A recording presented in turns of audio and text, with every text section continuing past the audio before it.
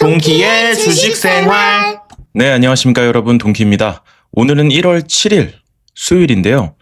오늘도 마찬가지로 제가 매매했던 종목들 먼저 보여드리고 그 다음에 종목 소개로 이어가도록 하겠습니다. 첫 번째 종목은 링크솔루션인데요. 제가 링크솔루션을 1월 5일에 추천을 드렸어요. 그리고 나서 다음 날도 이격도 침체 신호가 떴죠. 그리고 나서 저는 어제 매수에 들어갔고 오늘 대금이 터지면서 상승이 나왔을 때 매도를 했고요. 그 다음에 눌림을 다시 주길래 이쪽 지지 부분을 확인하고 매수에 들어갔습니다. 그리고 나서 어느 정도 익절을 했죠. 그리고 나서 상한가를 갔어요. 물론 저도 굉장히 안타까운 상황이긴 한데 일단 그래도 수익을 챙겼다는 거에서 만족은 합니다. 하지만 조금 더 기다려 볼 걸이라는 후회도 되더라고요. 이게 주식을 하는 사람이라면 어쩔 수 없이 드는 생각인 것 같아요. 그래서 보시면 링크솔루션 같은 경우에 저번에도 설명을 드렸지만 1월 5일부터 어느 정도 지지가 확인되면서 이쪽에서도 다시 한번 지지가 확인이 됐죠.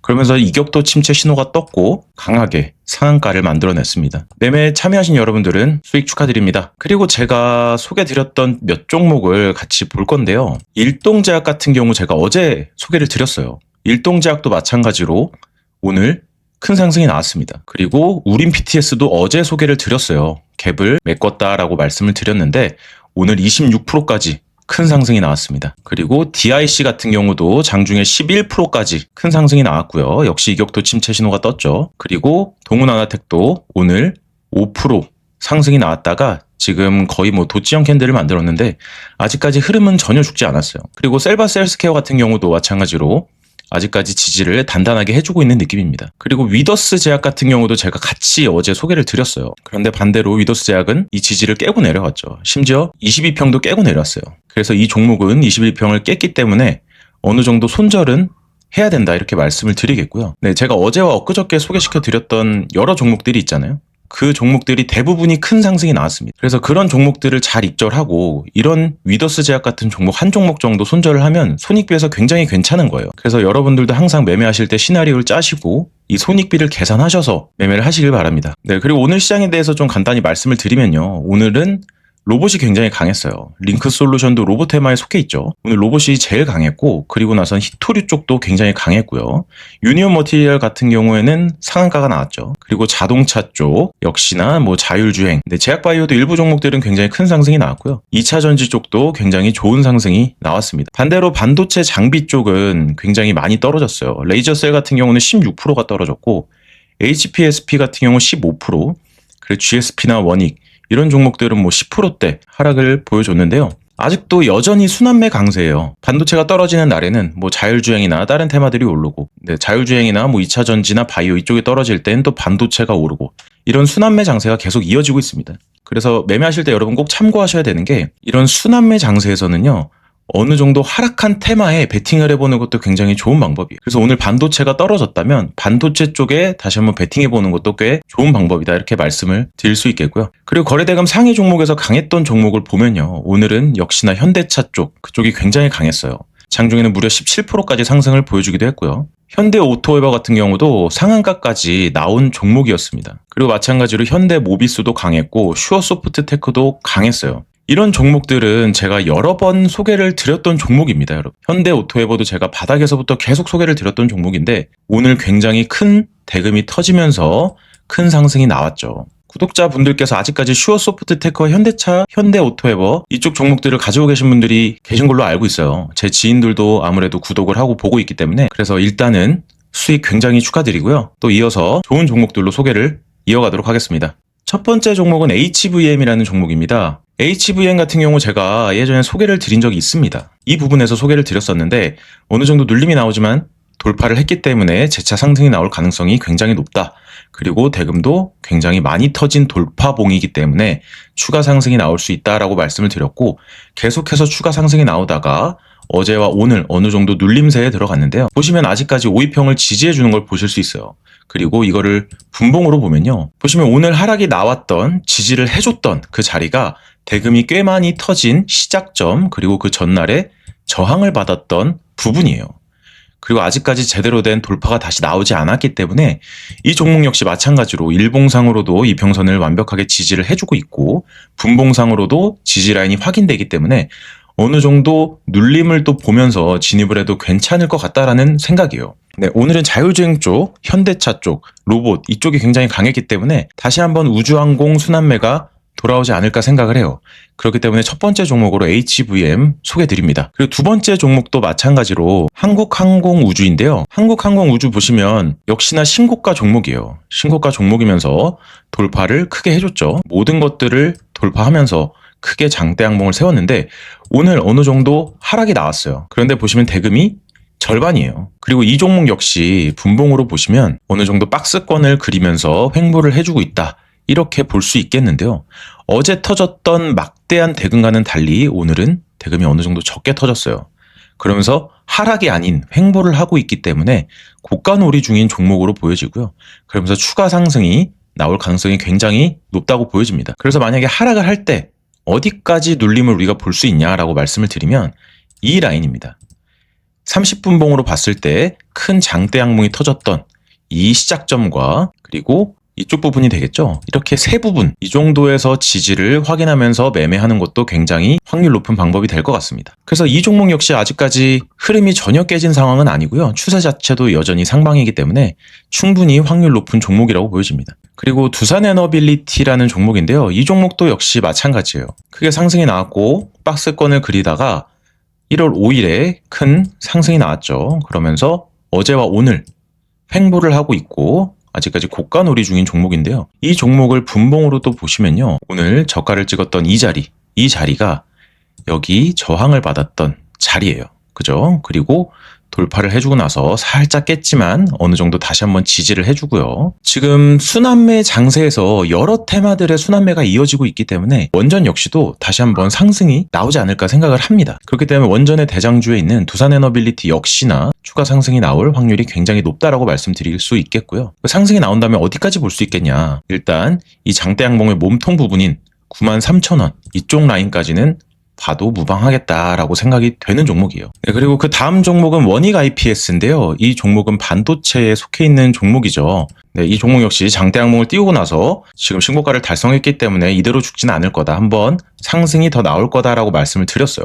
그러면서 눌림을 잘 보면서 매수에 임하면 좋은 결과가 있을 것이다 라고도 말씀을 드렸는데 보시면 지금 3일 내내 윗꼬리와 밑꼬리를 번갈아 달면서 횡보를 하고 있거든요. 이걸 분봉으로 자세히 보시면요. 현재 30분봉인데요. 이날 신고가를 찍었고요. 그리고 그 다음날 돌파가 나오다가 트랩이 나왔어요. 하지만 어디를 지지해주고 있는지를 잘 봐야 됩니다. 일단 오늘 같은 경우는 이 부분을 잘 지지해줬고요. 그리고 이 신고가 영역, 윗꼬리가 있었던 이 영역 부분에서 저항을 맞는 걸 볼 수 있어요. 그러면서 이 안에서 박스권 움직임이 나타나기 시작했거든요. 이쪽을 왜 지지선으로 긋냐면요. 보시면 대금이 가장 많이 터졌던 이 30분 봉이죠. 이 봉의 끝단, 몸통의 끝단과 그 다음 장대 항봉이 나왔던 이 캔들의 시초가 이렇게 볼 수 있겠는데요. 물론 60분 봉으로 봐도 똑같습니다. 이렇게 나오거든요. 그래서 이렇게 이런 중요한 자리들을 지지해주고 있다는 건요. 굉장히 좋은 신호예요. 물론 좋은 신호긴 해도 이 자리를 깨고 나면 어느 정도 손절은 감안해야 됩니다. 그 다음에 또 저희가 봐야 될 지지선이 여기거든요. 큰 장대 항봉이 터졌던 시초가 그리고 저항을 맞았던 이 자리예요. 그렇기 때문에 여기까지는 갭이 너무 크니까 손익비 계산을 잘 해서 손절을 한번 하고 이쪽에서 다시 진입을 하던지 아니면 여기서 추가 매수를 했다면 더 큰 상승을 봐야 되는 거예요. 그런데 제가 봤을 때 이 종목은 어느 정도 눌림이 나오더라도 이평선들이 올라올 때까지 기다렸다가 다시 한번 슈팅이 나올 가능성이 굉장히 높아 보여요. 그래서 원익 IPS라는 종목도 여러분들이 지지를 잘 보면서 매수에 임하면 또 좋은 결과가 있을 거라고 보여지고요. 그리고 로봇 쪽에서는 원익홀딩스를 소개해드리고 싶은데요. 원익홀딩스 같은 경우는 신고가를 세우고 나서 지금 3일 연속 하락을 하고 있는데 보시면 이 장대 양봉을 아직 깨지 않았습니다. 이렇게 거래대금이 많이 터졌던 이 장대 양봉을 깨지 않았고요. 그리고 12평에 걸쳐져 있는 모습이에요. 그렇기 때문에 이 종목도 한 번쯤은 다시 반등이 나올 수 있겠다. 이렇게 볼 수 있겠고요. 그리고 로봇 쪽에서 역시나 마찬가지로 현대무벡스가 있습니다. 현대무벡스 같은 경우도 5위평을 깨지 않았거든요. 지금 5위평을 계속해서 따라서 올라갑니다. 분봉으로 보셔도 이 자리죠. 이 대금이 터졌던 이 양봉과 이 양봉 이쪽 사이를 굉장히 잘 지지해주고 있는 모습이기 때문에 아직까지는 상승에 대한 하락세 자체가 나오지 않았다고 판단이 돼요.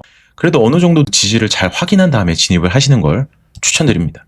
그래서 이렇게 오늘의 종목 소개를 모두 마치겠고요.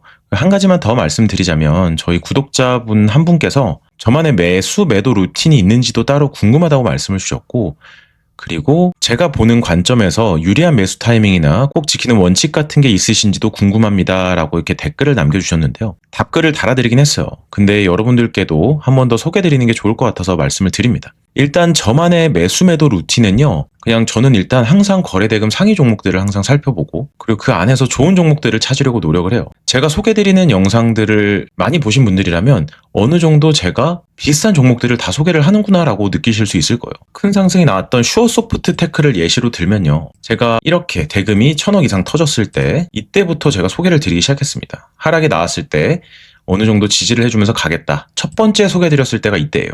이때 이 장대 양봉을 지켜주지 않을까라고 말씀을 드렸었고, 기가 막히게도 이 장대 양봉을 지키고 밑꼬리를 달았고요. 그리고 나서 슈팅이 나왔죠. 그리고 상승이 나오다가 이 고가놀이를 할 때도 또 소개를 드렸었어요. 그리고 상승이 나왔고요.